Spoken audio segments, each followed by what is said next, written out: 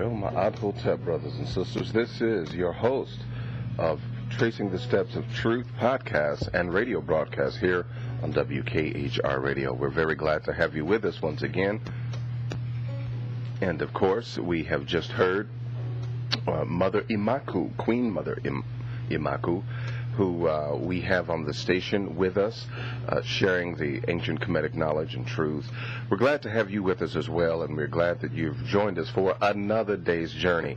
As we always say, that if you are here, if you're alive on today, it's because when you woke up this morning, the Creator, both God and Goddess, smiled upon you and gave you the approval for another day's existence. So you must have done something right. And as well, my brothers and my sisters, we're glad to have not just you with us, but all those that will hear at a later date what we're going to say now. We greet the headquarters in St. Louis, the African Village, Dr. Ray Higgins. We greet him and to all the staff and family there at headquarters in St. Louis. We honor them and appreciate them as well. We honor and appreciate our ancestors. Oh, ancestors, blacker than 1,000 midnights. It is to you, we your people, that we give respect and we give honor. You who have been purposely excluded from the history books so that the world would not know of your greatness. You who gave civilization to the world. You who gave arts, literature, mathematics, medicine, music to the world. You who gave all things good and true to the world, we honor you. You who gave God consciousness to the world, we honor you. And we say to you, please stand with us, arise with us, and be with us as we stand to liberate our people. And to this we all say, Ashe. As well, we honor those of you that are not only with us, but I hope, listen family, I hope that each and every one of you are honoring the ancestors. Because, you know, there's been some confusion about us honoring the ancestors and what part the ancestors play in our spirituality. Well, our brothers and sisters of the Ifa spiritual discipline put it this way, that we honor, let's see if you can catch on to this, we honor that part of God that is closest to earth, which is our ancestors. Because you must understand that even as we begin to talk about our subject on tonight, hey, and by the way, we are going to go out there. We're going to go way out there. In fact, even to be very honest, I should say we're going to go deep in there, because what we're doing, brothers and sisters, on tonight is we're going deep into the heart of man. We're going deep into your spiritual heart, into your spiritual being. And it's our desire that you be resurrected as a God by the time that we get done with this broadcast on tonight. We want you to allow the wings of Ra to stretch forth and for you to take heights that you have never taken before. We just put that energy out there, that you grow and increase even during the midst of this broadcast, that you receive the light necessary to bring you forth out of darkness, that you actually make some spiritual, mental, and psychological progress even during the course of this particular webcast on tonight. Well, hey, I'm your host, Mwalimu DjehutiRa, also known as Pastor E. of Upchurch. My spiritual name that was given to me in Kemet in ancient Egypt as a part of religious ceremony was that of Mwalimu. And so I am your host, Mwalimu DjehutiRa, and this is a spiritual endeavor. You know, I use the name Mwalimu DjehutiRa whenever I do spiritual things and whenever I flow in things concerning the village. Because the man has yielded to the spiritual self. And we're going to learn some of the depths of exactly what I'm talking about. Because, you know, on this side of existence, now, brothers and sisters, you're going to have to listen to me carefully on tonight. Because when I say things like on this side of existence, I'm talking about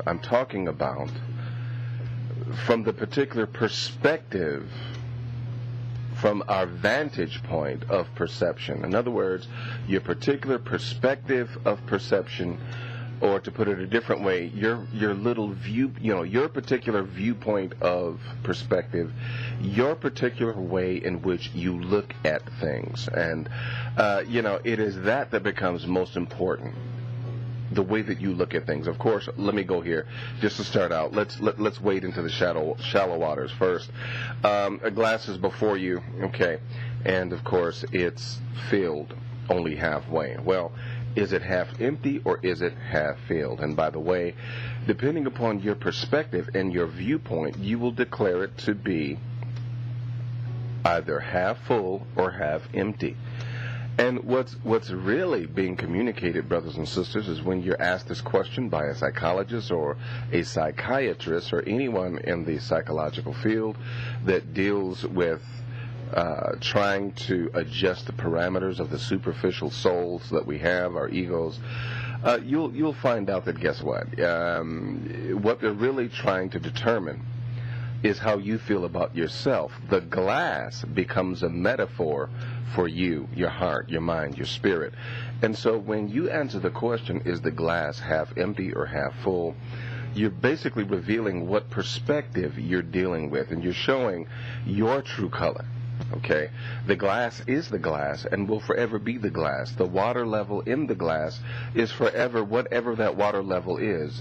It exists without your definition because it is there in front of you, not asking to be defined, not asking to be clarified. Because the consciousness that is within the water, as Dr. Emoto has shared with us, there is consciousness within water. There is consciousness within everything, including the glass that I'm using in this particular example. And these these facets of consciousness are not asking for definition. But what you'll find, brothers and sisters, is that when we attempt to give a definition, we're really defining ourselves. The sun does not ask you to define it. The moon does not ask you to define it. Nothing asks you to define it, but you give it a definition. And in so doing, what you're looking at simply becomes a mirror for once again, your particular perspective, which shines a light on how you really are. I apologize, brothers and sisters, but we're going to get deep right off the bat because we have so much to get into, and I need you to wade with me into the deep waters, okay? Wade with me into the deep waters tonight, okay? Hey, the water's fine. Come on in. It'll do you no harm. What we're talking about on tonight is you to the highest power. Oh, and I love it. I love it, my brothers and my sisters. And let me just share with you, my energy has shifted. I no longer seek to be cynical, verbally vindictive, whip out that verbal voodoo, right, and defend myself against those who believe differently. Listen, family, I'm just walking on a whole nother level. Not to say that some of you are not, but I'm simply clarifying where I'm at. I'm walking on a whole different level. And what level is that? It's a level of enlightenment, and it's a level of peace, and it's a level that desires to share the light. Because I had an overwhelming spiritual experience. Now, for those of you that know my testimony, you know that, of course, the reason why I'm in Kemetic consciousness is because of spiritual experiences. You can go to the website there at www.wkhradio, and you can hear my testimony, right? Just click right underneath my picture or thereabout, and you can hear, you can then hear my testimony. And I welcome those of you that have not done so. Don't do it now. You just listen to me, all right? Don't go nowhere, all right? You can do that later. But click on that link later, and you can get some history behind my particular perspective, where I'm coming from. And so, because I've had spiritual experiences, this is a spiritual journey, and I delight in the journey. But guess what, family? My spiritual journey wasn't over when I became conscious, because becoming conscious is not an end. It's not a dead end. It's not a destination. But consciousness is a pathway. Consciousness is a destiny.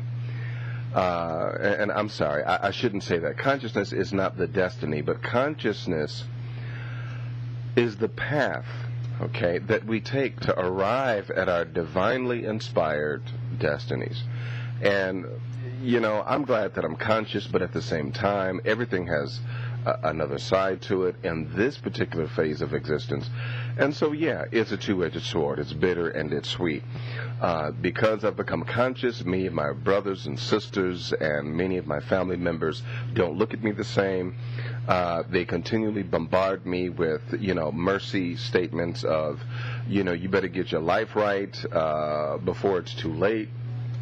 Why are you so hard on Jesus? Why are you, and brothers and sisters, listen, as I said before, I'm on a whole nother level, because I'm going to tell you, if I wanted to, if I wanted to, I could stream out a litany of anti-biblical, anti-Christian, anti-traditional religious statements that would make your head spin, If I wanted to, I could be very hurtful and very destructive to someone's belief system. And brothers and sisters, I'm telling you that I'm on a different level, because I'm about life, I'm about peace, and I'm about sharing the true light of love and happiness and truth. And I'm not about hating anybody, right? I'm not about hating anyone. I'm about peace, I'm about truth, and I'm about righteousness. And, there's so much truth out there. There's so much spirituality to be experienced. There's so much growth to be done in spirit. And, as we're going to talk about tonight, there are so many different dimensions that we are meant to experience. But yet, when we focus on the negative, and when we focus on that which is, and I'll be honest with you, brothers and sisters, I too was bitten by this bug. I thought that consciousness was simply downgrading false belief systems. Listen to me. Being conscious is not downgrading other people's belief systems. You got to understand this, that if it's helping them to be a better person, then you just need to back off, right? Now, it's up to you to be wise, to share what you know with them in such a way that they can take it and they can grab it, they can run with it and become better individuals. But it's not for you to dog out, to talk about, to, assassinate their character and make them feel bad for believing what they believe in. Because you know what? Many of you believed also the same thing, but now here you are. So, take it easy, all right? Take it easy. Live life. Let your revelation, if you're so deep and you've got so much truth and you've got so much revelation, then allow your revelation to be communicated through your actions. Live your life with mystery. Live your life with intrigue. Make others want to inquire as to what you are and who you are and why you do what you do. Don't blab your truth, but live your truth. And if you live your truth, it will sound much louder than your mouth ever could. So looking at it, brothers and sisters, it is not enough, and I wrote this in my personal journal, but I'm going to go ahead and share it with you, okay? It is not enough to dethrone a falsehood. I'll say that again. It is not enough to dethrone a falsehood. You're not done, because all you did is go up to the throne of your mind and take a false concept and remove it from the throne, but the throne is still empty. You're not done yet. It is not enough to dethrone a falsehood until you have replaced it with truth. And what I find is that many individuals who say that they're walking in consciousness, African spirituality, they are against so much. And to them, consciousness is nothing but being against. I'm against Christianity. I'm against, Islam. I'm against Judaism. I'm against mainstream religion. Well, you've told us what you're against, but you haven't told us what you're for. What does it really mean to be conscious? What does it really mean to be alive spiritually? What does it really mean to live in a divine harmony with the universe and therefore with the Creator? Out of the spiritual experiences that I've had, brothers and sisters, and I'm going to get into our subject for tonight, out of the spiritual experiences that I've had, I've seen, and this is going to take you for a loop when I say it, brothers and sisters, but I've seen who I was in my past existences. Okay, now let me break something down to you before I go further.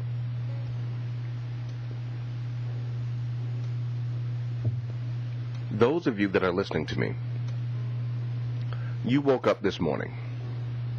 And when you woke up this morning, you proceeded to cleanse yourself, okay, from yesterday's or last night's ensoilments. You took a shower or you washed up in front of the bathroom sink. You looked at yourself in the mirror and you got yourself ready for the day's journey. You then proceeded to clothe yourself and you went out to do your work, and now you're back home where you will eat, you will refresh yourself, you will relax, and then you will go to sleep. Well, what's so deep about that? Well, actually, when you understand that everything that you did today is nothing more than a prophetic simile of your whole entire existence in this particular life. Your getting up this morning is analogous to your being born. Your getting ready and getting yourself dressed is you going through all the schooling that you had to go through and the learning that you had to go through in order to get you to the point where you are now, where you could, as a spiritual, mental, and physical adult, embrace your destiny. You got yourself ready, you fed yourself, you made yourself ready, and you went out and you began to do work. Well, you did that work. You finished the work for the day.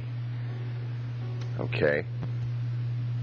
Which is to say that you did all you could for that particular span of life that we call a day, which is really, on a deeper tip, representative of your entire life as your mama and daddy's son or daughter. So, you got ready, you went to work, you came home from work.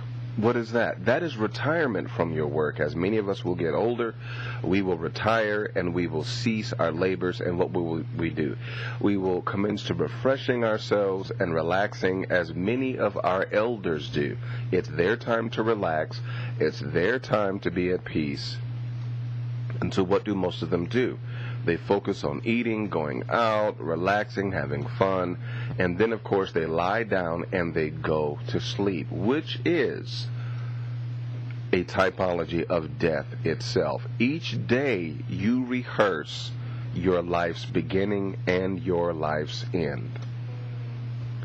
Each day you do that. Every 24 hours you do that. And guess what? Within the day you have light and you have dark. So you simulated good and you simulated bad in your particular existence. Now, on that note, brothers and sisters, just as many of you, like me, I'm in my 40s, right? I'm getting, hey, you know, brother's kind of getting up there, even though that's still young. Truth of it is, I've had a number of days, but guess what? Once again, the revelation continues. When I was young, I had, let's say, there was a time when I was 100 days old. I had simulated the entirety of my life 100 times, being born and dying 100 times. Well, you know, now I've got to be like, I don't know. You take 40 years and multiply it by 365. I want to say that that's going to be roughly like 120,000 or 1,200,000 days that I've spent on this earth. Well, the thing about it is, brothers and sisters, I have simulated, or let me put it to you this way, I have rehearsed the beginning and the ending of my life for as many days as I have been alive. Yesterday you simulated the beginning and ending of your life, and today you also do the same. But because I want you to follow me, let me simplify this real quick.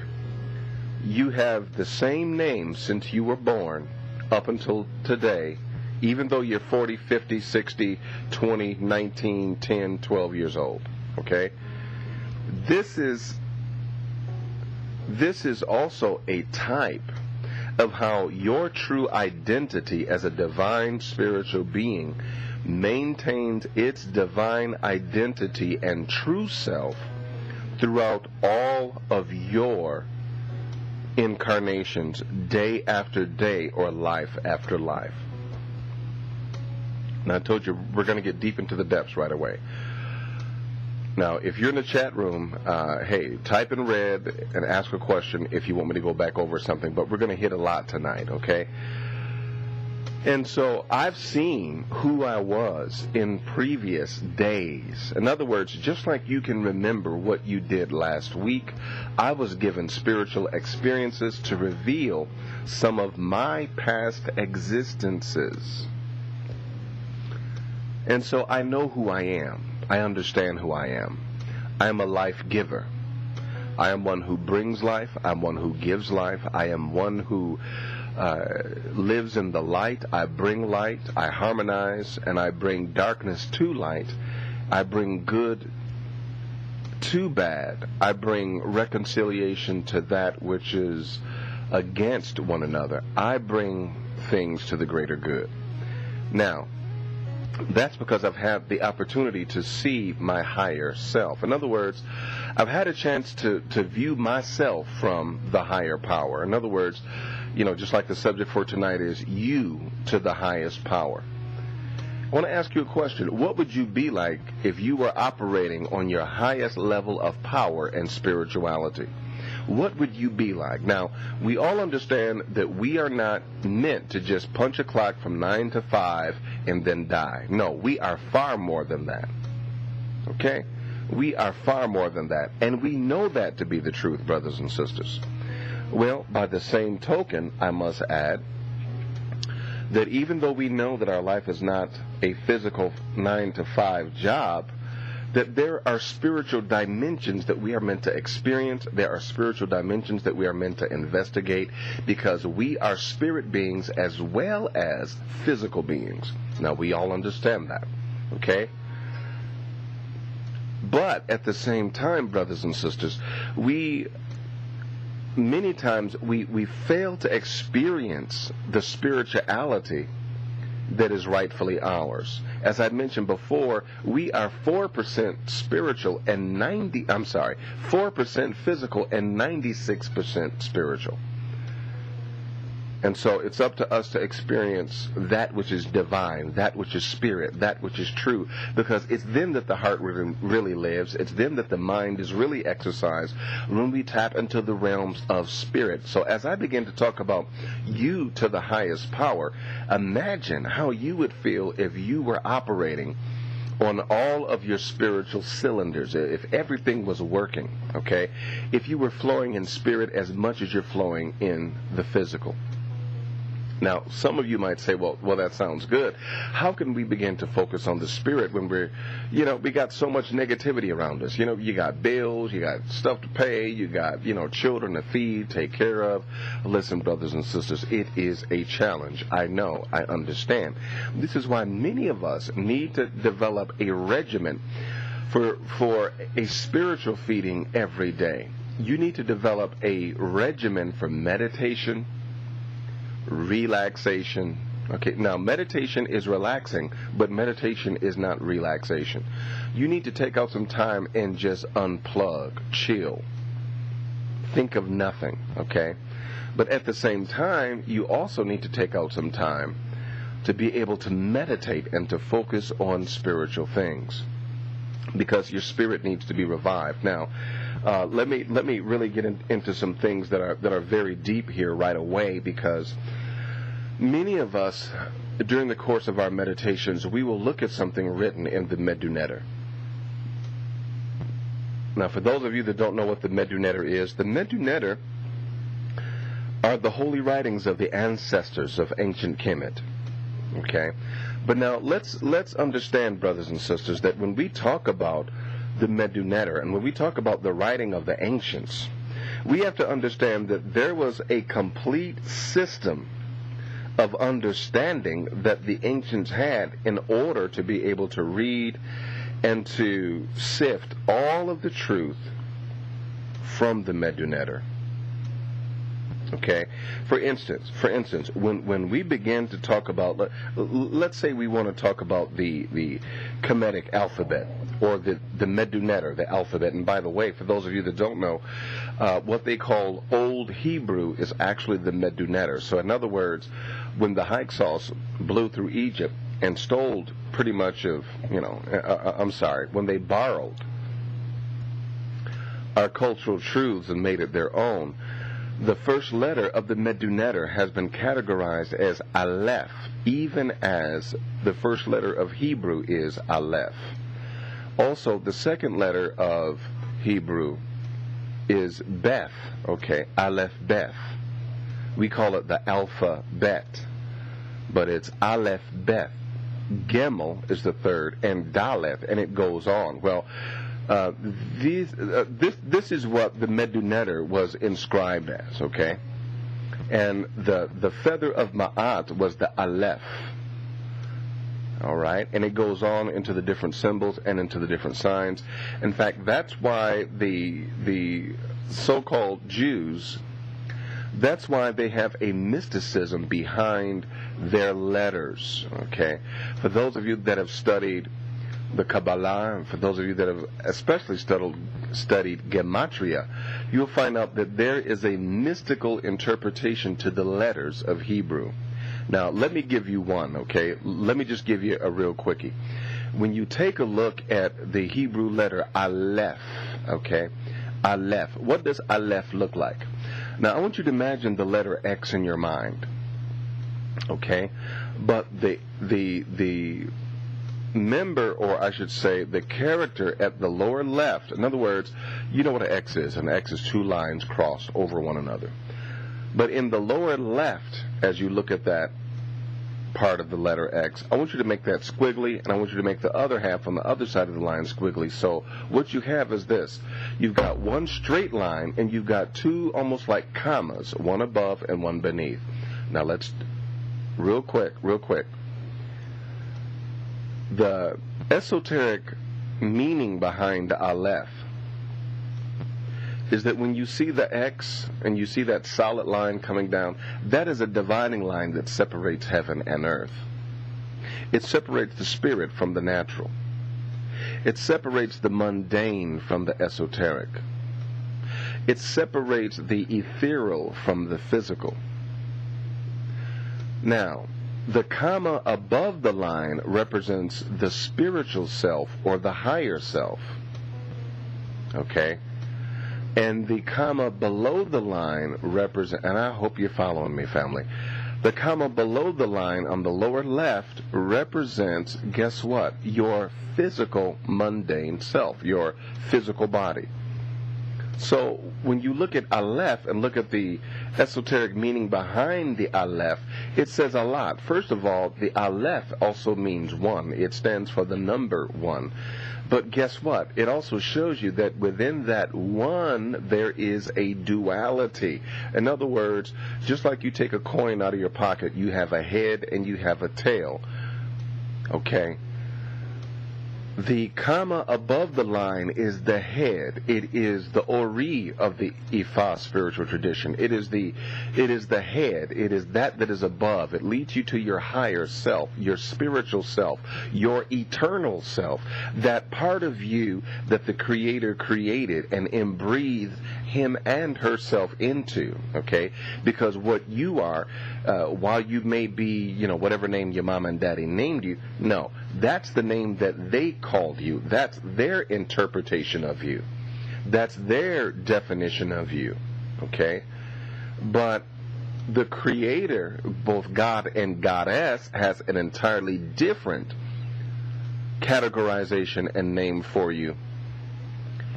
And regardless of whether you know that divine name or not, it is safe to say that you are the God and Goddess of all eternity and creation, put in a package called you. And whatever your mama and daddy called you, that is secondary.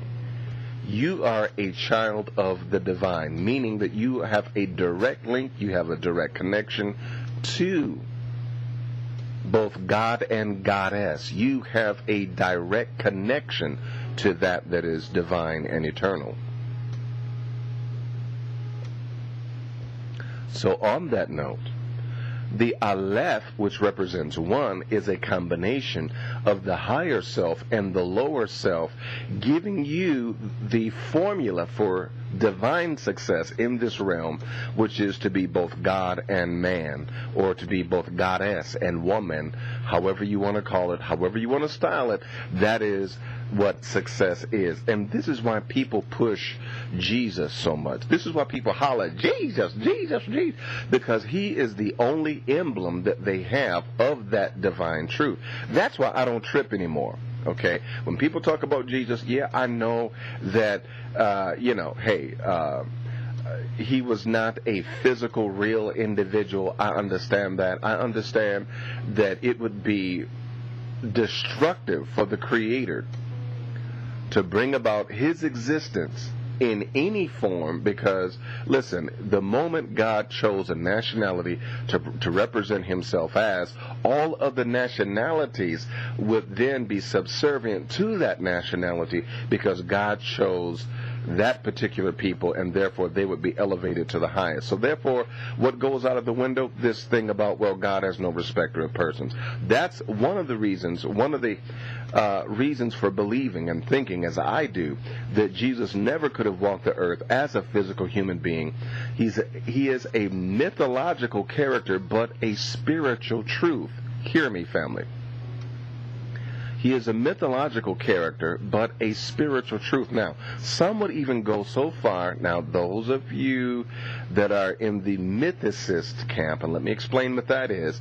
The mythicist camp says that there was a real man that walked the earth, that was divine, that was miraculous, but he was no different than you or I. He simply achieved a higher spiritual vibration. He was an avatar like the Buddha.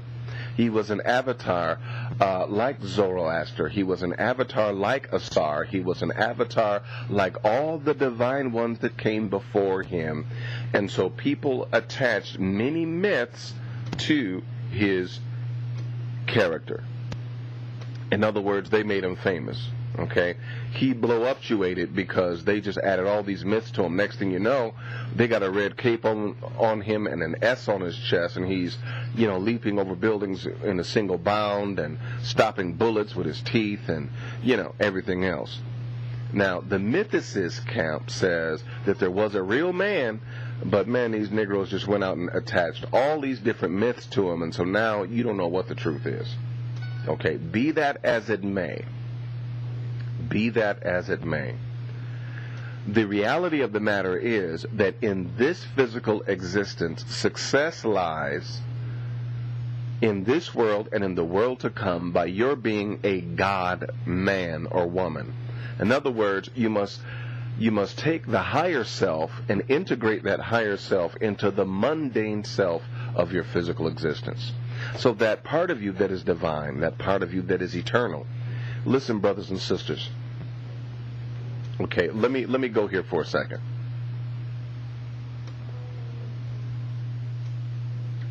Y'all see this? This is apple juice, by the way.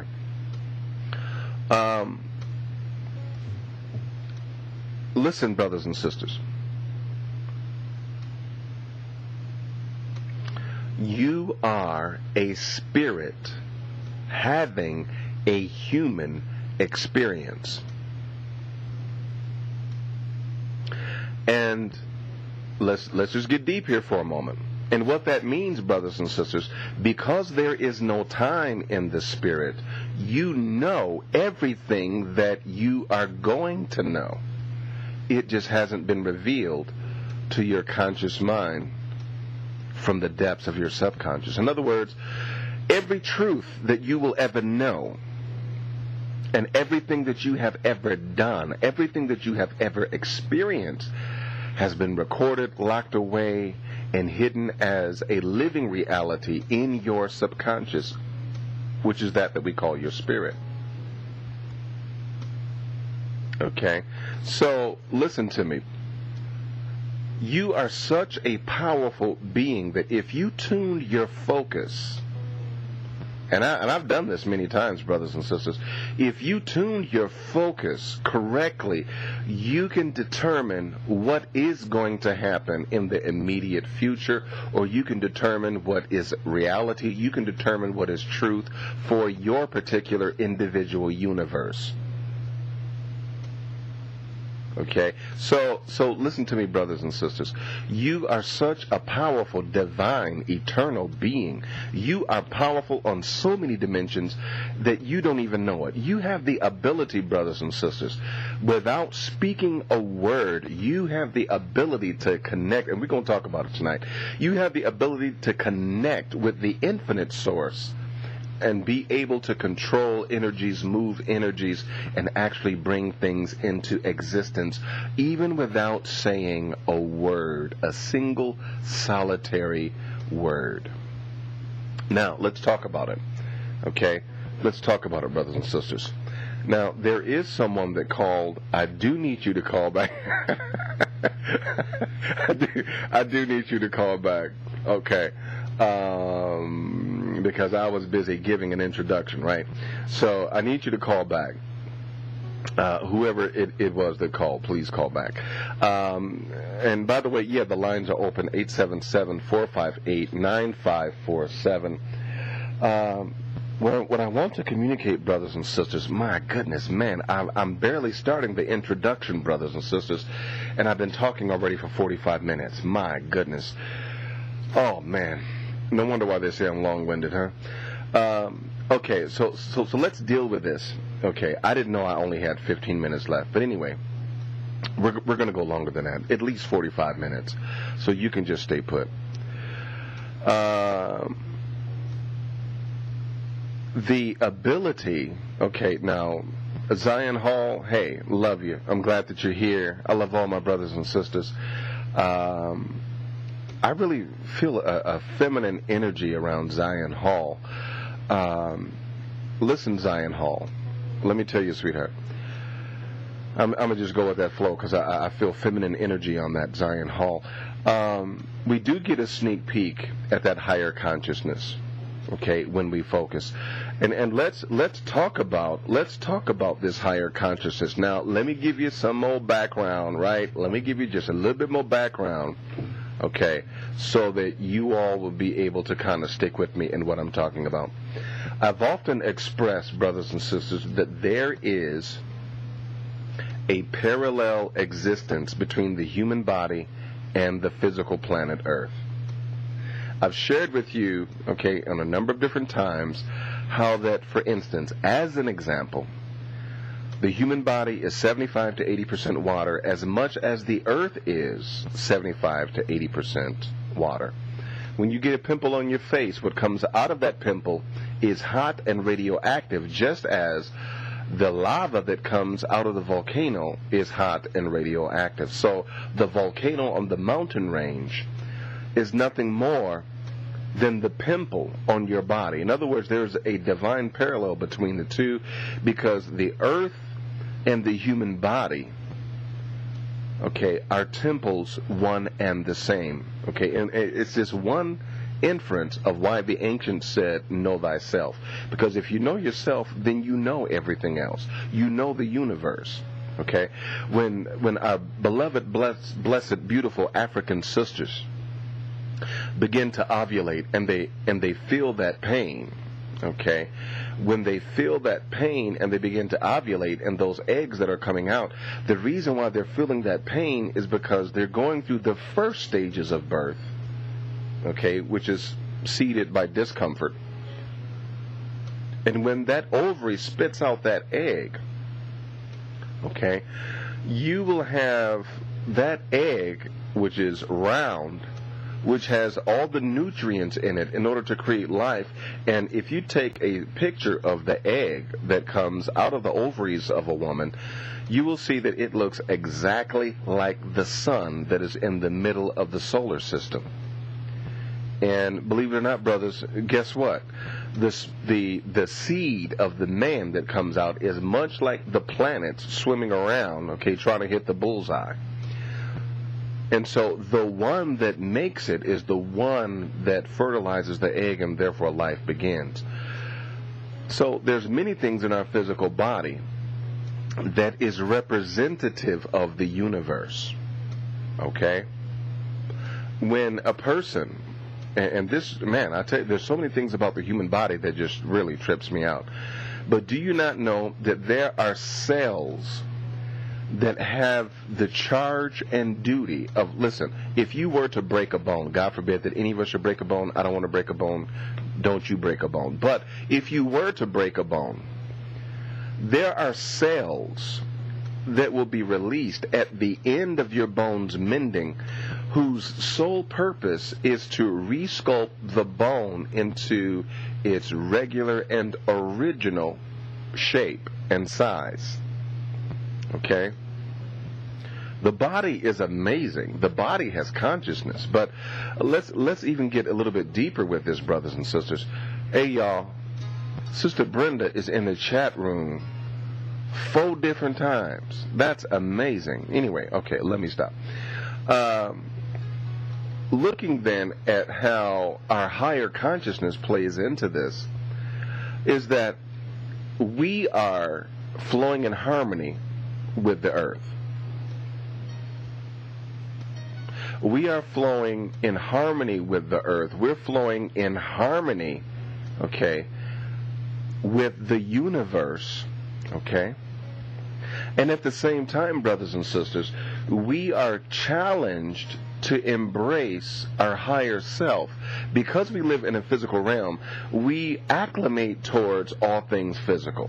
Okay, someone asked, well, how do you feel? I feel fine. Why? Because, okay, well, my feet doesn't hurt, my back doesn't hurt. And you know, we equate our feeling fine with what's happening on the physical plane. When the ancients looked at the Medunetta, when they looked at the hieroglyphs called by the Greeks, which, by the way, the hieroglyphs means sacred writings. When they looked at the Medunetta, the ancient African understood that the writing and the shape communicates something to mind and spirit that goes far deeper than what the mind can mentally understand. Listen to me, brothers and sisters. The mind is not a tool to understand 100% of truth. There is a facet of truth, there is a facet of reality that can only be embraced and understood on a spiritual and esoteric level. So, looking at the Medunetta, when you look at the hieroglyphics, the bulk of the understanding of the hieroglyphics cannot be seen with the eye. It cannot be understood by the mind. Neither can it be, embraced by the intellect. But it is completely spiritual and must be gleaned, must be intuited. It must be embraced on a spiritual and divine level. So for those of you that have not taken the journey into a form of spiritual perfection, you must progress spiritually before you're able to accept, receive, and become an initiate of truth. Okay? Looking at how we understood that the alphabet itself of the Medunetta was a philosophy within itself. Which is deep, brothers and sisters, because it says that even within the Medunetta, using that as an example of our physical and higher selves, that there's a portion of it that cannot be understood physically, it cannot be understood by shape, but it is communicated spiritually and esoterically. Okay? Zion Hall says, I'm feeling pain, but I am a male. My emotions are a wreck, though as I'm experiencing more and more sneak peeks at this time, maybe it's a Sekhmetian time for me in terms of harmonic emotiveness. And that may very well be, and let me just tap into this. Zion Hall. My goodness. As we investigate sacred geometry and as we investigate the true nature of the higher self, you will find out that spirit within itself is neither male nor female. But at the same time, it is both male and female. And for an individual to become whole and to become one, even as the ancient Kemites said, that that Ra was androgynous, meaning both male and female. The modern day depictions of angels are androgynous, both male and female. Looking at Hapi, the Nile god, had male and female attributes. Looking at the so-called Alpha and Omega of the book of Revelations, the second chapter, has male and female characteristics. The girdle about the pabst is nothing less than what we would call in modern day a bra. Okay? Man, I keep missing these phone calls. I am so sorry, brothers and sisters. Okay, I'm going to hold it up right in front of my face. Okay, if you call, please call back. I apologize. But there are portions of those of us who consider ourselves to be very male that are necessarily feminine. In fact, the ancient Kemites said that the left side was feminine and the right side was masculine. So even as you walk, it is a divine harmony between male and female. Okay? At the same time, brothers and sisters, when you look at shapes and lines and geometry, okay, now listen to me, everybody. A square is male because of its straight lines, and a circle is female because of its curves. Think about a man and a woman. A man has predominantly straight lines defining his body, defining his face, but when you look at some of the programming behind being able to decipher a feminine or female face from a masculine male face, it is the curvature of the lines that are the major consideration. Because women have, guess what, brothers? Curves. And I know that that's not a major revelation, but that's one of the things that the brothers love about the sisters, because they's got curves. Lord have mercy. I look at my queen, and you know what, it's been going on 25 years of controlled chaos. Bliss. It's been it's been 25 years of being married with my queen, and I'll be honest with you, man, I still look at my queen today, and I say, Lord have mercy. Them curves still speak to me, y'all. And that's because the curved shapes are feminine, okay? And the straight lines, if you get into sacred geometry, you'll find out that those are masculine. Well, looking at, my goodness, I really got to hurry here. I haven't even gotten into the subject yet. Looking into what we have by way of sacred geometry and tapping into the higher self, we must understand, brothers and sisters, that number one, that we are intended to be a divine harmony of masculine and feminine. Just like the ancient Kemites said, the left side is feminine, the right side is masculine. When you walk, it is a divine harmony of male and female attributes. Okay? Listen, I have reason to believe that I don't have the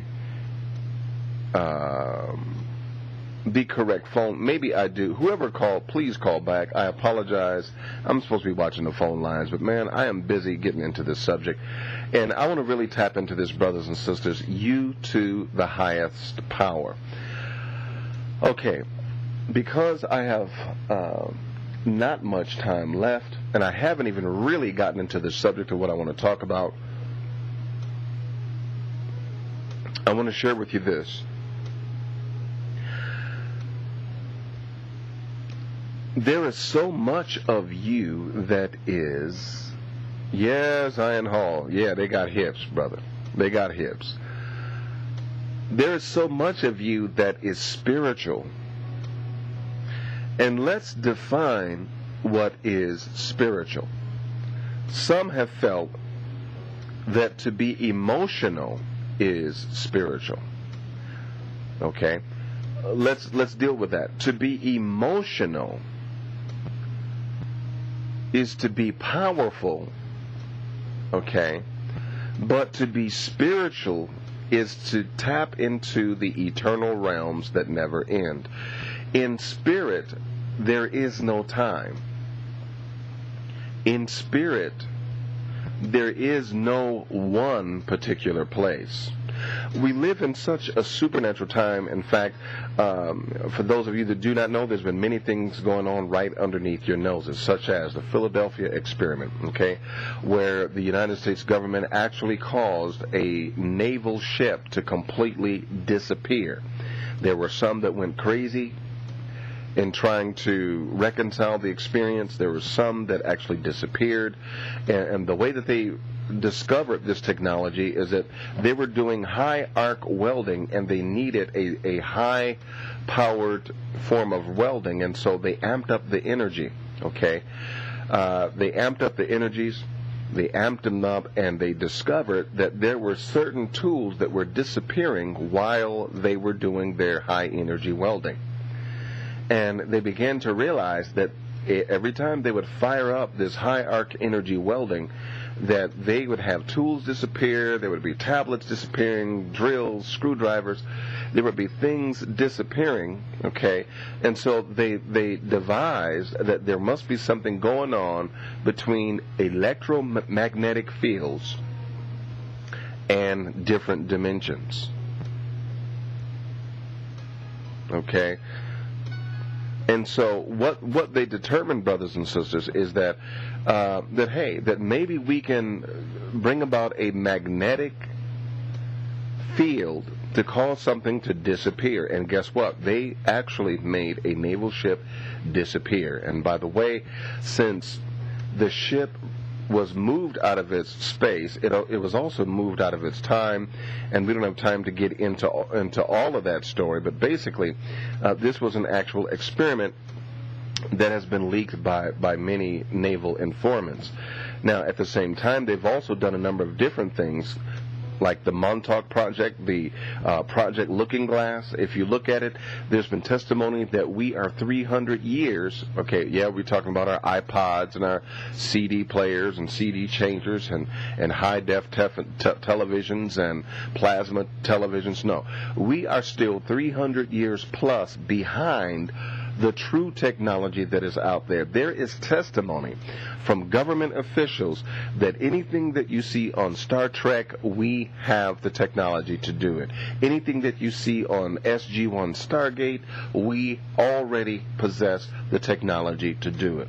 There's been others within certain black ops of the government that have leaked and said that we could cause individuals to think whatever we want them to think. We can manipulate their consciousness. We can make them feel any way that we want them to feel. Because really, hey, this is a supernatural age. And for those of you that have tapped into some of the mythology behind Lemuria and, Atlantis, you will find out that there is a heightening of technology just before everything crashes. And I believe that we're possibly in that place. But not only is there technology that's miraculous, also there are miraculous individuals. There is a woman who is able to look and see satellites in space and read the serial numbers on the sides, okay, on the sides of satellites. Okay, now she has been employed, or I should say she's been tested by NASA, and even though she is clinically blind, she is able to walk around a room and you would never even know that she was blind. Okay, and the interesting thing about it, brothers and sisters, is that looking at the truth behind what is really in existence, we are in a very, very exciting time. We're in such an exciting time until literally the miraculous is being done. Now, I always divide the miraculous into two basic camps. There is the inventive supernatural, such as when you get into your ride, you turn the key, and you are sitting down, but just with the light pressure of your right foot on the gas pedal, you do the supernatural, or that is beyond the natural. And you end up traveling 60 miles an hour by simply pressing lightly with your right foot which is a form of magic. It's a form of the supernatural, but it's the inventive supernatural. Well, there's another form of supernatural that is the spiritual supernatural. Okay? The spiritual supernatural. And by the way, all spirituality is parallel. All spirituality operates the same. In other words, what some might call the voodoo doctor or the witch doctor in Africa operates on the same principle as the huckabucking Christian on Sunday morning. All spirituality is parallel. Okay? All spirituality is parallel, and individuals that operate on the spiritual plane use the basic and same tools and rules of spirituality. Okay, yes, there are some nuances. Yes, there's some different ways of divining, but basically it's all the same principle. It's all the same thing. And so we're living in the supernatural, both inventively and spiritually, because technology is increasing, okay? But we also now are experiencing a greater level of spiritual potential when it comes to the miraculous. I wanted to share, in fact, you know what? I've got about a half an hour. So let me go ahead and do this, y'all. I want to share with you some of the mechanics behind spirituality. The ancient Africans understood that the most holy temple that there is, it is not the temple at Edfu. I've been there. It's lovely. It's wonderful. Want to go back again. It's not the temple of Aset. It's not the temple of Sobek. It's not any of these temples, but rather it is the human body. When they built the temple of Edfu, when they built the temple of Aset, when they built the temple to Sobek, when they built the Mamizi house, okay, when they built all of these divine holy places, it was all built on the blueprint of the human body. And it was built upon the blueprint of the human body, okay, because the human body is the most holy temple that presides on earth. Because the human body as a whole is a divine harmony of all levels of life rolled into one. Your body has the minerals of the earth, okay? It grows, therefore it has the ability to simulate and assume a plant-like existence. And at the same time, you're able to but you're able to travel and move on foot, which means that you have a nephesh or a soulish or even an animalistic character of life to it, and that you are a traveling, walking state of soul and consciousness. So you as a physical human being, you are the culmination, you are the greatest, you are the highest pinnacle of what exists on planet Earth. Now, the deep thing is that when you look at some of the mythological and esoteric truths behind the book of Genesis, you got to wonder, well, why did God not want man and woman to get knowledge? Okay, remember in the mythology, Adam and Eve, the fruit of the tree of the knowledge of good and evil? Why is it that knowledge was forbidden? Okay, why is it that the pineal gland of the human being has shrunken from a golf ball size to a shriveled up pea size, but yet it still works? And by the way, for those of you that dream and really dream, it is the pineal gland, which is another rendition of the eyeball. It has rods, it has cones, it has everything that the eyeball has in it. It has water, it also has crystals. It is this eye that is pointed upward, as it is believed, and it is able to see into the other dimensions. Now, the ancient Kenites built the temples considering the pineal gland, considering the reproductive organs of the body. And by the way, for those of you that don't know, if you walk into a Christian church, you're walking into a template. Now, I'm going to shock some of y'all with this. You're walking into a template of a sexual orgy between male and female when you walk into the church house. Okay, let me just stop here for a minute. I know this is a rabbit trail. You got to forgive me. But this is so good, I got to share this with you. When you take a look at the average Christian church, look at the Christian cathedral, you're going to notice one thing, that you have these tall steeples. Okay, those steeples were first of all representative of the obelisk or the Tekhenu of ancient Egypt, which is what? That big long pillar that looks like the Washington Monument. Well, looking at that, that was a phallic symbol which represented the male member. But guess what? The Greeks began putting that on top of their holy houses. Okay? And so that's where you get the steeple from. Now, on top of that steeple, they put a cross, which in the beginning there was the Ankh. Okay? The Ankh is much older than the Roman cross. And I know that there are some people that would disagree with me on that, okay? But that's fine. That's fine. That's fine. But the cross itself, when you look at the cross member of the Ankh or the Christian cross, and listen, this is so deep until there's a number of levels, right? For every truth, there's 4 different levels of revelation. So stick with me. When you look at the Ankh with the oval point at the oval part at the top, remember what we said before? Circles and round things with shape, are feminine. Straight lines are masculine. Okay? And the deep part about it is, when you look at an Ankh, you have the cross line that seemingly is a plane or a line that separates or provides balance to the masculine and the feminine. Okay, when you look at the Ankh says that the masculine and the feminine are joined together in a harmony and produces the left line of children and the right line of children. In other words, male and female children. So when you look at the Ankh, you're looking at an entire family in existence. The mother being the top oval, the father being the bottom long piece, for obvious reasons, brothers. And don't mean to be offensive, but that is a phallic symbol. And then when you look at the left and the right wing of the Ankh, you're looking at, guess what? You're looking at the offspring that comes about. Okay?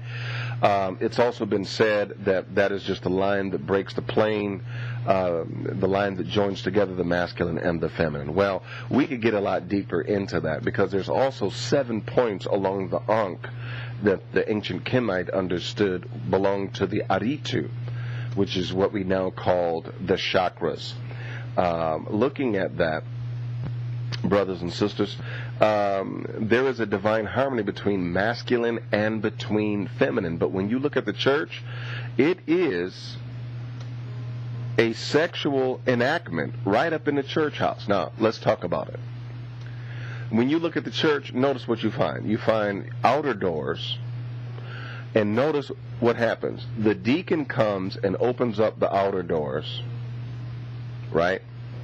And what you're going to find is, you're going to find outer doors on the outside of the church that have to be opened first before anyone can walk through the inner doors of the sanctuary. Okay? So, listen to me, brothers and sisters, because this gets really deep really quick. If you notice, the pathway leads from the outer door that has to be opened by a man first before the pastor, the reverend, can walk through and take his rightful position at the altar. Okay? This corridor that leads from the first door through the second door into the sanctuary and to the altar area in front of the pulpit is nothing more than the corridor of the female body that leads from the first door of the labia major and the labia minor, the second door, that then leads into the womb okay, which is that point of conception where individuals are supposedly reborn spiritually. All right? Hopefully you're sticking with me. I just want you to stick with me here. Outside of most churches, you will find two pillars.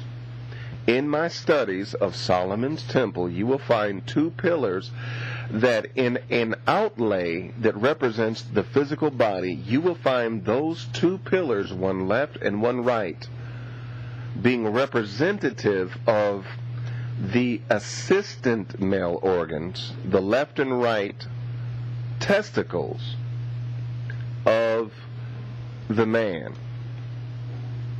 Okay? When you look at the church and the doors are open, okay, by the pillars being in front of the door, says that while the male testicles are at the front of the door, that means that there is insertion already. When the doors are open, there is insertion into that part of the church. And notice what happens. The man opens the door. What does the man do? The man, whether he be the deacon or the pastor, Reverend Fatback, whoever, when he opens up the door, he does what? He enters into the church. Okay? And notice, when people come to get quote-unquote saved, what do? They go down to the altar. Come down to the altar, which is representative of the womb of this spiritual mother called the church. The Apostle Paul said that the church is the mother of us all. Okay? Looking at how they come down to the altar to do what? To be born again. And then what do? They march right down the center aisle. Okay? And they go back out into the world being what? Born again. When they leave the labia minor and major and walk out of the sanctuary doors and out of the doors of the church, it is then that they enter into the world and they are born again. Okay? Inclusive of, there's a lot of hints, because the doors back in the day, the doors began with a point that dropped down, and it didn't look like a regular door. It was, I'm telling you, it was deep, because they were simulating the opening of the womb of the woman in the doors and in the windows of the ancient cathedrals. Okay? So, when you go to a Christian church and you look at the steeple on top of the church, and you look at the opening of the doors and how people have to come down, and they supposedly are the seed of God. The Apostle Paul says that the seed is in them, okay? That the seed of God is in them. So God has had interplay, if you will, and brought about seed and brought about sons and daughters unto himself.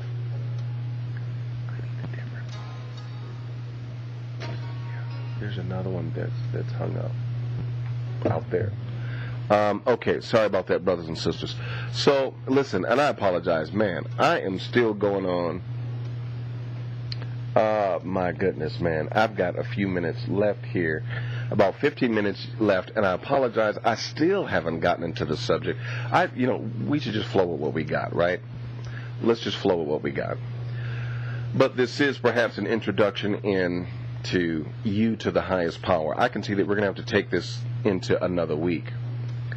So, looking, brothers and sisters, at the divine balance between male and female that's even represented in the Christian church, you will find out, brothers and sisters, that it is absolutely everywhere. Okay? It is absolutely everywhere that you can imagine.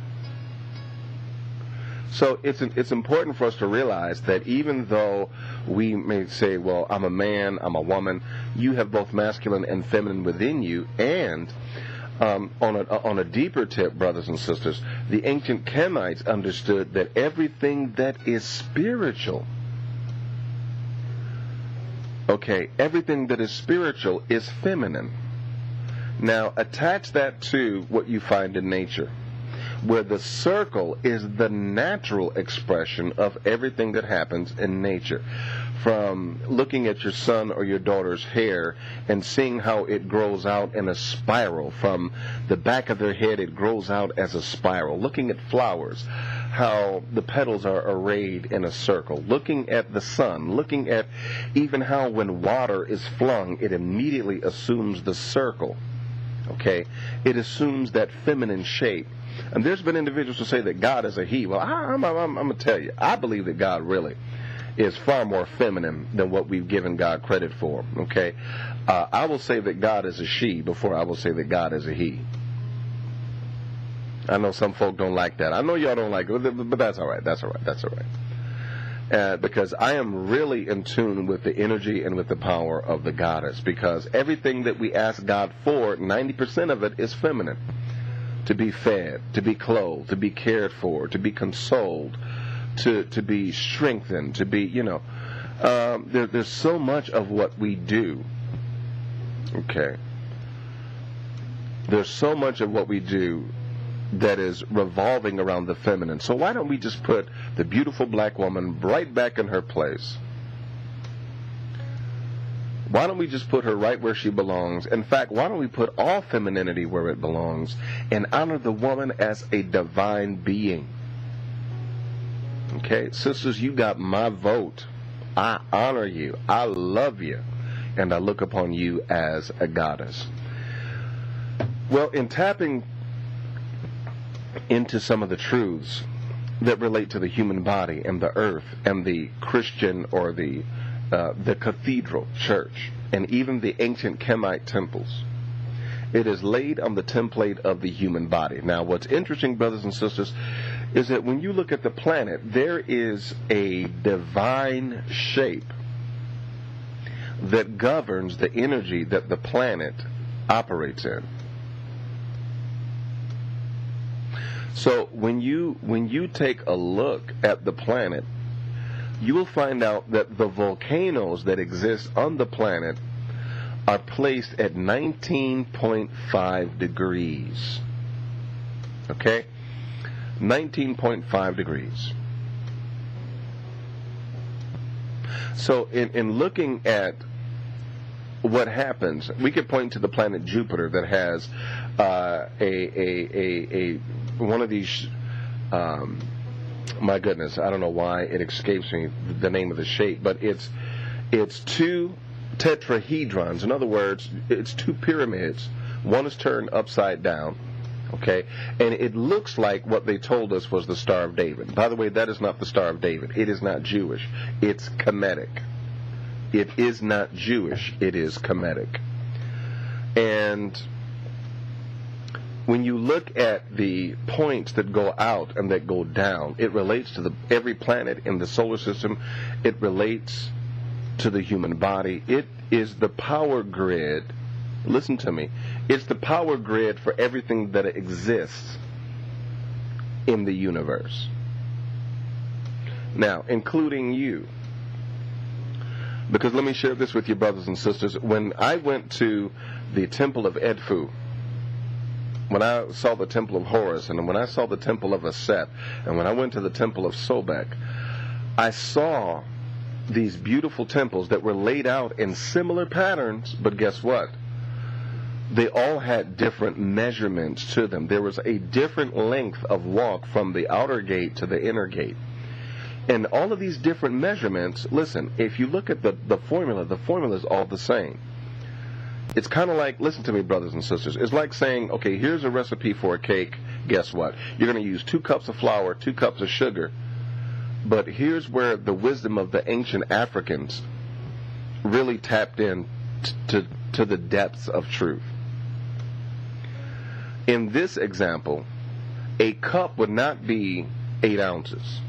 But a cup would be based upon the size of the hand of the individual that you were measuring and studying. In other words, for each one of you out there, if we said you are 6 feet tall, you would measure differently because a foot would be the length of your hand. So whatever your individual hand is, that would then become the unit of measure for your temple. Okay? I sure hope I'm making sense. That would be the unit of measure for your temple. Your hand is the unit of measure for your temple. Now, if you took your right hand and placed it above your head, I can't show you on camera, but if you took your right hand and put it above your head, where your fingertips end is the top of the pyramid that is pointing from the ground up towards the heavens. That's where the tip of that energy pyramid ends. Also, one hand length below your feet, if you're standing up straight, that is where the pyramid pointing down ends. Now, the reason why that's important is because at the end of your fingertips on the top of your head, that is where your crown chakra is that connects to the rest of the universe. And when you look at what our brothers and sisters of the Ifa spiritual discipline says, they say that, well, there's an angel that is sitting at your head, and it's Ori. Ori is that divine manifestation that will go with you anywhere that you go. It is Ori who is the only one that can go with an invalid throughout life and not be burdened. Well, think about this, brothers and sisters. Ori, which is the angel at your head, which is that divine consciousness, which is the higher consciousness of your being, okay, that taps into and that assists with your destiny. It is that point of connection between you, the individual self, and at the tip of that pyramid where the crown chakra is, where you tap into your cosmic self, your eternal self, your spiritual self. It is through that corridor of the chakras and that top chakra at the end of your fingertips, it is there that you meet. It is there that you access and tap into that portal and experience your higher self or your spirit self. What is your higher self? Your spiritual self? It is your God self. It is that individual that the God and Goddess created and refashioned themselves and then called themselves you. That is the higher self. And it is that portion of you, brothers and sisters, that knows every prophecy that you need in order to regulate your life. It is that individual, your higher self. No, you don't need to go and seek out Reverend Fatback or some prophet or some evangelist to get a word, okay? You don't need to seek them out. You don't need to go stand in someone's prayer line. You don't need to, no, you don't need any of that. What you need to do is tap into your higher self.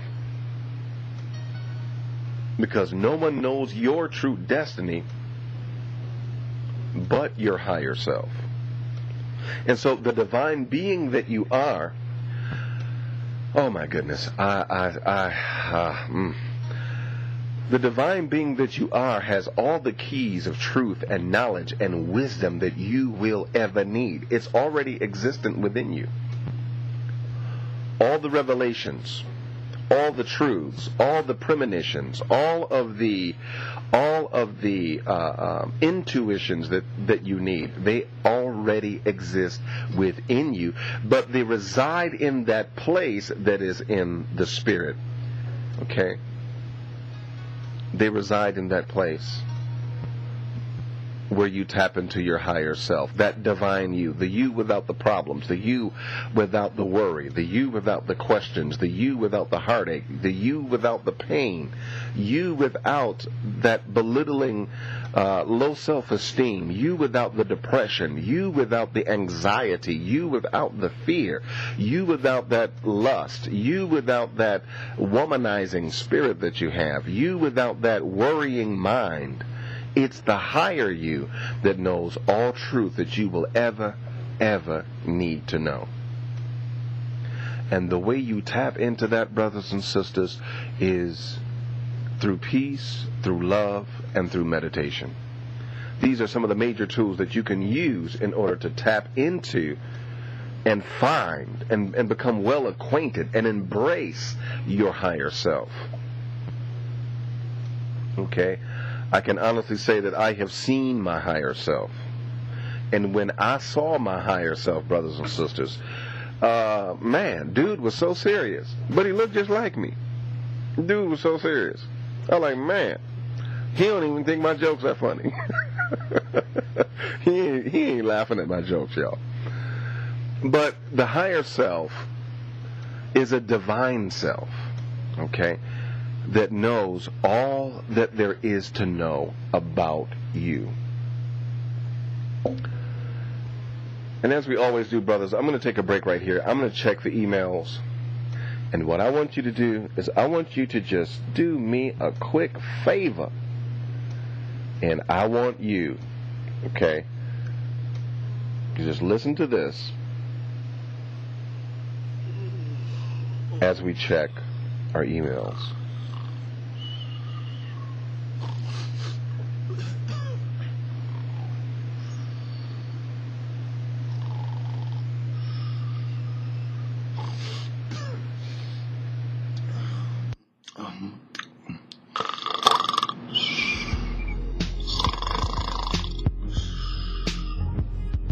Wake up! Wake up!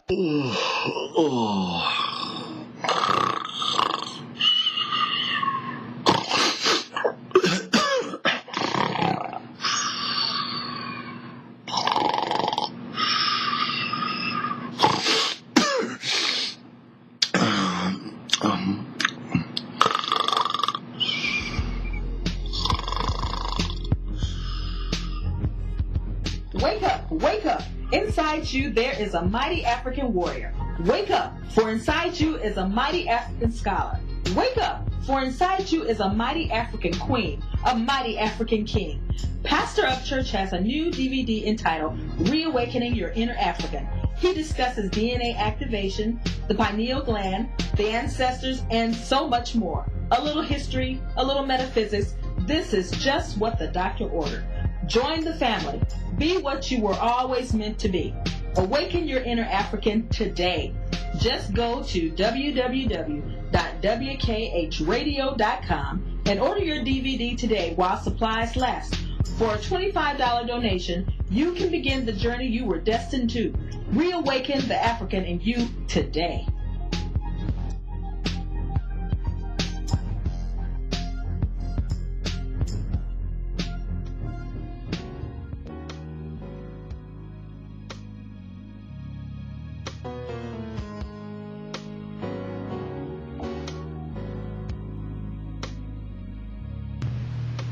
All right, we are back. And you know what? We welcome each and every one of you that are in the chat room. Rasta, Big 027. And by the way, thank you, Big 027, for your suggestion. I appreciate you, brother. Also to Sister Brenda, and to Sister Brenda, as well as Brother Burks, that's also in the house with us, and a very faithful brother. And also Dajah, Sunlight, DjehutiRa, and Zion Hall. Welcome, Zion Hall. We welcome each and every one of you being with us. And those of you that are not in the chat room, even though you're welcome, we're glad that you are listening to us as well. We're going to open up the telephone lines right now. The number is 877-458-9547. I promise to answer this time. 877-458-9547. Hey, I didn't get a chance to really dig into, the heart of the lesson on tonight. But you know what? We're going to hit it again. But for right now, hey, we are going to just simply, tap into some conversation here, and we're going to hear from you. Okay? We want to hear from you on tonight. So go ahead and give us a call. 877-458-9547. I promise, okay, I promise to answer this time. We want you to be on air with us. Also, if you don't feel like calling in, you can type in red in the chat room, or you can type in red in an email, and I will pick it up and I will read it, because your typing it in red lets me know that it is meant to be read over the air. All right, and as we continue, brothers and sisters, I want to share with you that, you brothers and sisters, I really want you to realize how powerful you are. I want you to realize how spiritually strong you are. I'm trying to get my hands on a videotape of some Japanese brothers of ours that are on video. Now listen, don't trip. I know there's a lot that can be photoshopped. There's a lot that Hollywood can do. But listen, this is a cheap camera videotaping a monitor screen patient and 3 doctors that are healing cancer within 6 minutes. You actually see the cancer dissolve as these brothers tap into energy and move that energy into the body of the patient, and it actually dissolves cancer. All right? Because many people have cancers, brothers and sisters, that are spiritually, listen to me, they are spiritually induced. Because for every cell in your body, there is a receptor that responds to your emotional state. And when you have a person that is depressed, sorry, down in the mouth, everything is always negative, the glass is always half empty, they are more susceptible to diseases than to those that are more positive. Okay? So I'm trying to get my hands on this videotape. There are 3 Japanese brothers that are literally removing cancer. And there's a lot of things going on that are spiritual, from the works of Dr. Emoto, who attaches consciousness to water samples, and the water samples change their form. Under a microscope, you see that these crystalline structures have actually changed. There's a lot going on, brothers and sisters. This is a spiritual age in which we live. Let's not be overcome by the negative. Let's not harmonize with the negative and end up missing out on the blessedness of our true spirituality. Let's live in light. Let's give light. Let's respond to the light. And let us not be gypped out of our true potential by focusing on the negative. By focusing on, well, what the white man did. Teach what the white man did. Listen, to hell with all that. Okay, as I said before, it's not enough to be conscious and to simply dethrone falsehoods. Many brothers and sisters that are on the conscious lecturing circuit do nothing but dethrone falsehoods, and that's not enough.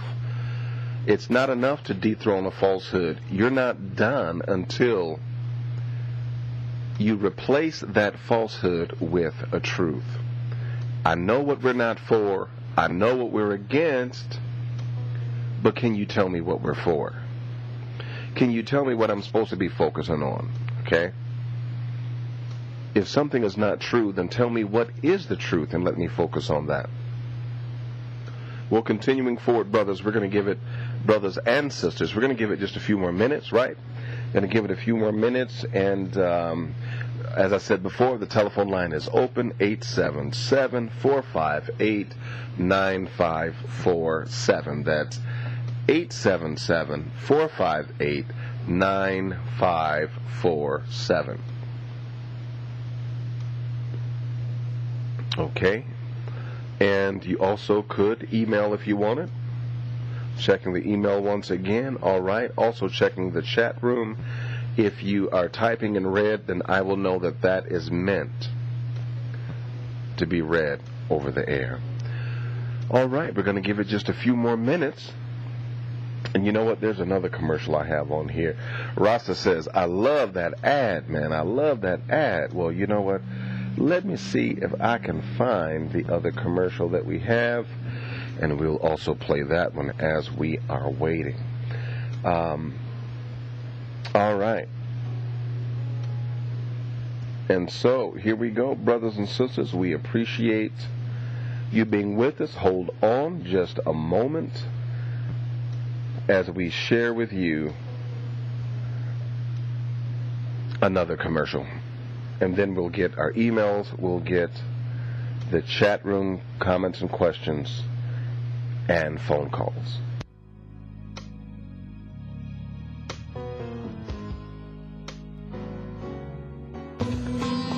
If there was a DVD that could open the eyes of your loved ones, would you invest in it?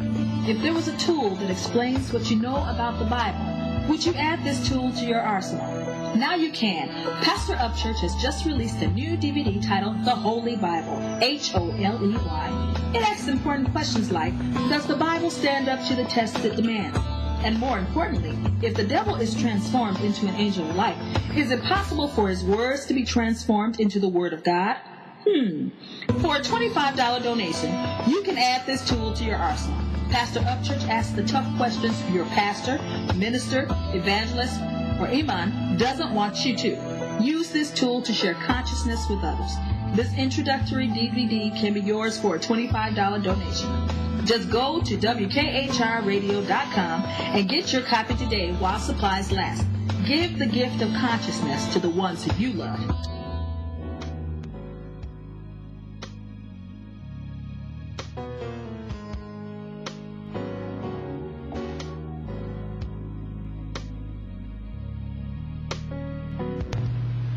All right, we are back with you once again, brothers and sisters, and we do have a question. We do have a question for you, the audience, as well as myself to answer. Rasta asked the question, Teacher, you were speaking of Ori. I'm spelling the name right or so, but was that the first name given to God? Okay. As I mentioned before, and you know what, Rasta, I think I mentioned this before you came on board with us, but nonetheless,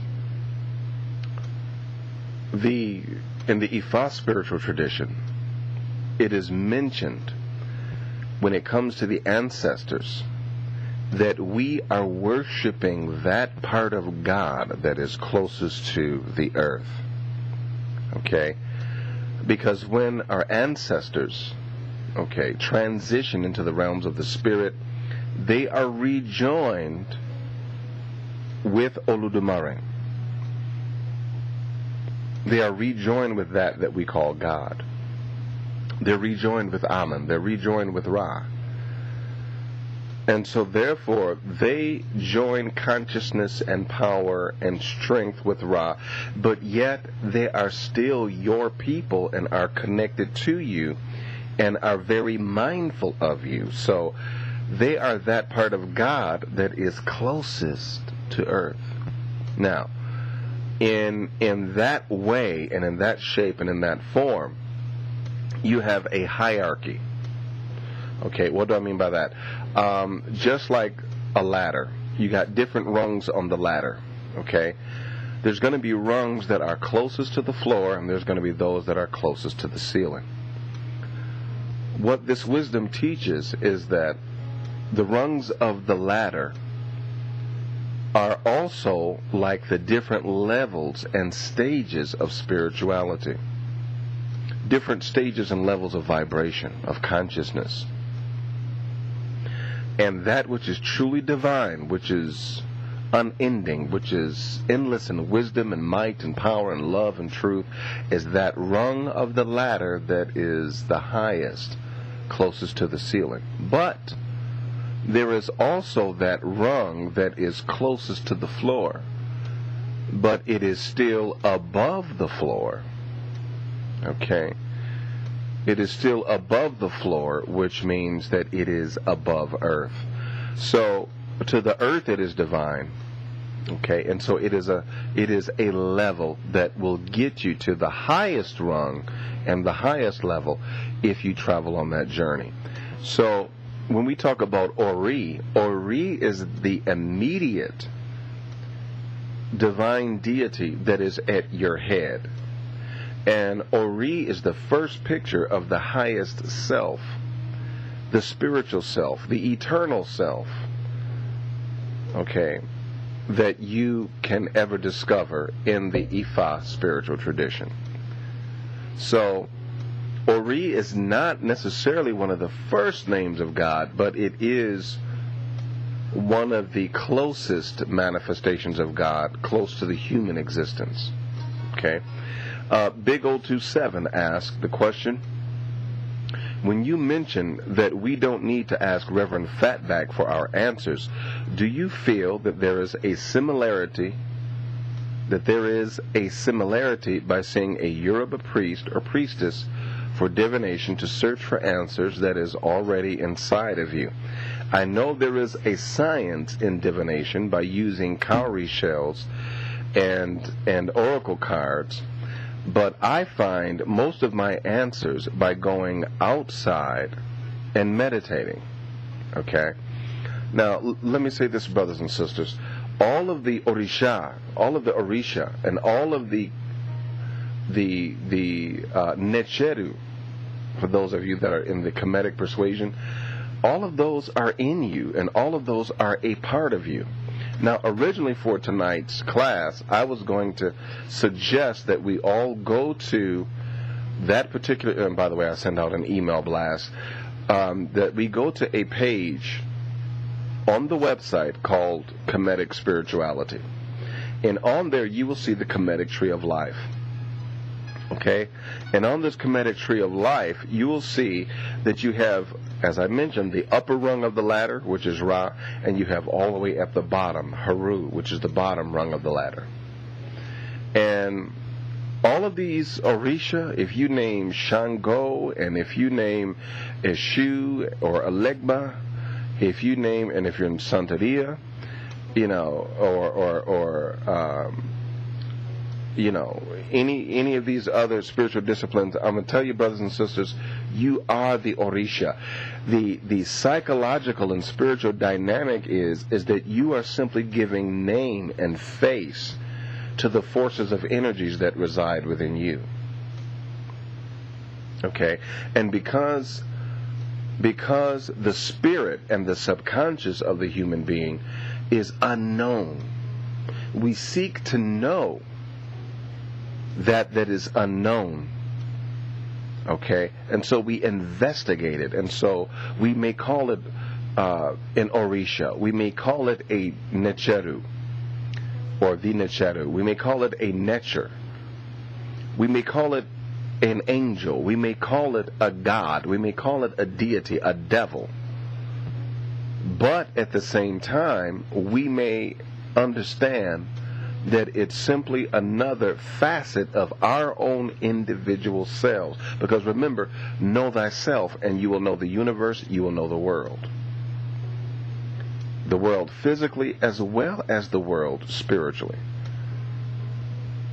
So, brothers and sisters, looking at it from that standpoint, there isn't anything that you can mention as far as a deity is concerned that does not address you on a personal level. When we say Orisha, when we say Necheru, when we say angel, when we say God, we're simply talking about a dimension of the self. Okay?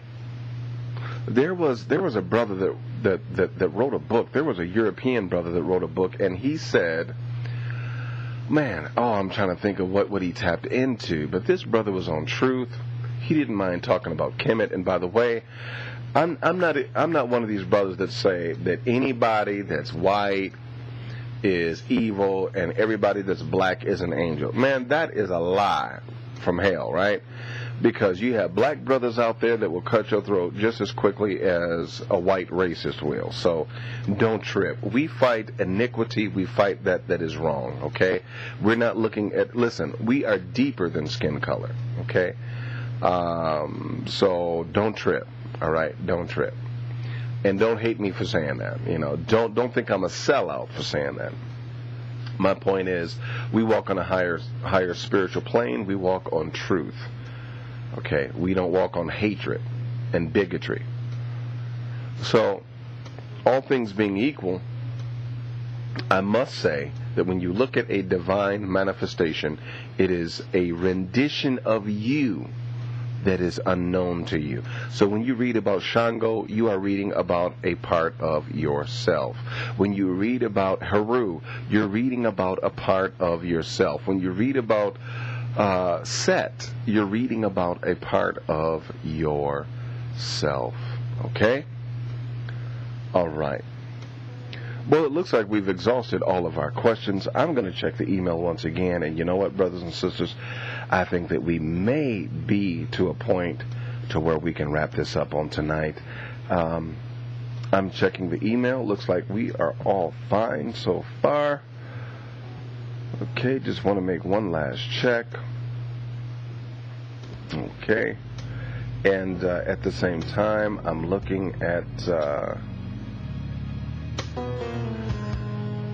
the recording for tonight. This show is going to be uploaded. Okay, and you'll be able to search for this in iTunes, and you'll be able to download this onto your MP3 player. Okay, and you can do that. Okay, you can do that, and you can listen to this over and over and over again. For those of you that want to listen to the other podcast that I have, it's called the Hosea Podcast, and it is basically commenting on the Hosea, the book that was written by Maulana Karenga. And that's also in iTunes. If you simply type in my spiritual name, MWALIMU,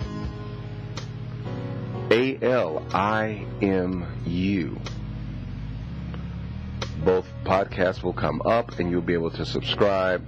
Go ahead and subscribe. Make us feel good. And, of course, you can download those onto your computer and then burn them to CD, or you can also, at the same time, you can download them onto your MP3 player. Play them at work. Play them when you're playing or whatever.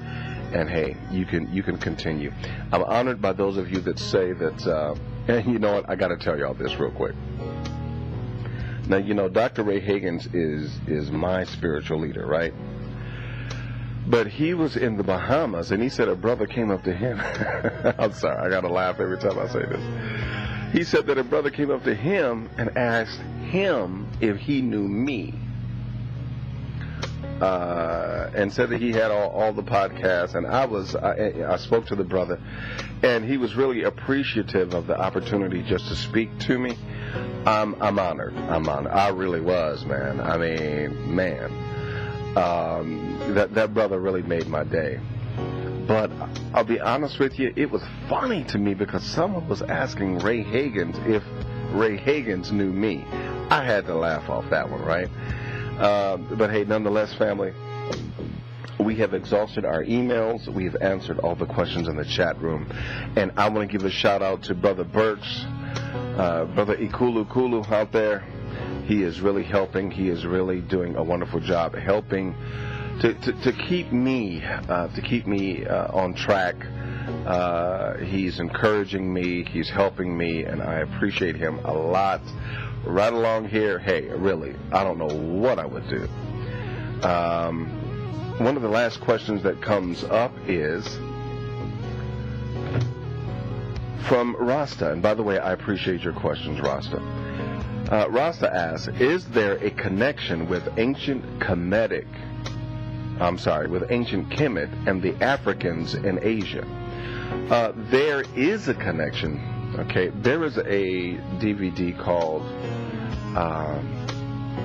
Africans in Asia. You need to get that. That is a good one, and I know that Brother DjehutiRa knows about that, and because he's talking about the Nagas. Okay, the Nagas, the Nagas are part of that connection.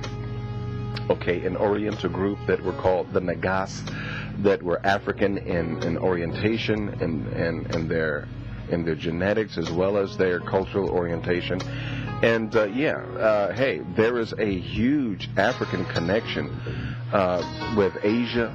Okay, from the first depictions of Buddha as having tight curly hair. Okay, much like you read in the book of Revelation of hair of wool. and Revelation 1 verses 14 and 15. So yeah, there is a definite connection. So you need to get that DVD. Okay. And no, Rasta, that was not a dumb question. Okay. I hold the adage that there is no question that is dumb. All right. So you feel free to ask whatever question you want to, Rasta. All right. As we continue, by the way, I also have some YouTube. I've got some YouTube videos out there. Just type in Pastor Upchurch. Some of my videos should come up. Yeah, and you know, that's on YouTube is where I've been doing some of my African apologetics work, right? So hey, you may want to tap into some of that. Yeah, you know, you got some people trying to give me a hard time about it, right? But hey, that's all right. That's all right. Also, I was honored by being in the paper here on this past Friday in the Community Journal, and they featured just a little bit of what I said in a nice big portion. So I give a shout out to them. And to all of you that are listening, listen, brothers and sisters, I pray that you love truth. I pray that you honor righteousness, and I pray that you be the best that you can possibly be. May you arise with the wings of Ra, and may you shine upon all those in darkness. May you be the light to those in darkness. May you be the peace to those in chaos. May you be the truth to those in error. May you be that is strong to those that are weak. And may you be the answer to every problem you come across. Be strengthened, my brothers and my sisters. Be strong in truth. Be strong in love. Be strong in that which makes you vitally spiritual. Be strong in the heart and mind of God that you are. You are an integral part of that you call God. You are a decision maker. You are a decision maker for God. What you will, the Creator wills. What you desire, the Creator desires. What you decide, the Creator has declared. And we honor you. And I say to you, as our Eastern brothers and sisters say, Namaste, for I see the God that is in you. Rasta wants to amend the question. Okay. Zion Hall says, this has been an excellent discussion. Thank you, Brother JehutiRa. Listen, much peace and love to you, my brother. Zion Hall, thank you very much. Hey, y'all, I gotta laugh. I'm sorry. I gotta laugh. Zion Hall says that he says that the videos that I have on YouTube are Oscar-worthy performances. I don't know about all that, brother, but hey, thank you very much for the honorable mention. Appreciate you. Rasta says, I meant if they worship the same one. And you know what, brothers and sisters, I'm going to go ahead and say this. As ancient Africans, we didn't get tied into calling things the same thing. Once again, we knew it on a spiritual level, right?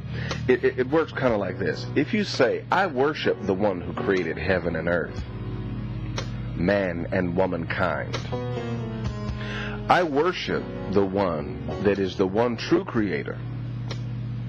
Okay. You know what? To one sector of the ancient Africans, that would be Ra. That would be Amun-Ra. That would be Ptah. To our brothers and sisters that also tie into ancient Kemet under the Ifa spiritual tradition, that would be Olodumare. Okay, and maybe Olorun, okay, or one and the same. But, you know, these different names for God, only in this Eurocentric mentality did we get caught up on the one name, okay? It's got to be Allah. There is no God but Allah. And you got brothers and sisters that will kill you doorknob dead if you don't say that Allah is the one and only true God. Well, what about the fact that we call God Amun-Ra and Ptah and Haru and Aset and Asar. I mean, what about the fact that we call God by all these different names? Okay, they will kill you doorknob dead if you don't say God is Allah, or his name is Jehovah, or his name is Jesus. Well, see, we didn't get caught up on all those things. We looked at it from a spiritual, and let me even say it this way, from a spiritually intuitive level, that if you said the Creator, hey, I know who you're talking about. You don't even have to call their name. I know who you're talking about. Okay? If you said the one that gives peace, if you said the one that is the Lord of the crossroads, you may call him Eshu or Legba, but hey, I know who you're talking about. Okay? In the Kemetic pantheon, it's Anpu or Anubis that is the Lord of the crossroads. In the Yoruba or Ifa tradition, it's Eshu or Elegba. Okay? So we didn't get caught up on names. Please understand, brothers and sisters, that we must look at things on a spiritual level. But thank you for that question, Rasta. You can ask any question that you want, anytime that you want. Okay? You got my permission. Daja says, one love, Mwalimu, and thanks. Listen, I give my love to all of you brothers and sisters. You all really help me to feel as if I'm accomplishing something. You really do, because you're with me. And you are helping me. You encourage me even by showing up. So I thank you, Rasta. I thank you, Big 027. I thank you, Brenda, with your bad self. She says I'm 5 times a woman, so I'm going to be in the chat room 5 times. I thank you, Brother Burks. I thank you, Daja. I thank you, Sunlight. And Brother DjehutiRa, much love to you, brother, man. I give it up to you. You all right. As well, to each and every one of you, I love you, I appreciate you. And so now what we're going to do is we are going to return you back to our regularly scheduled broadcast. We appreciate you, we love you, and this show tonight will soon be uploaded in iTunes so that you can download it onto your favorite MP3 player. Peace and blessings. Ma'at Hotel.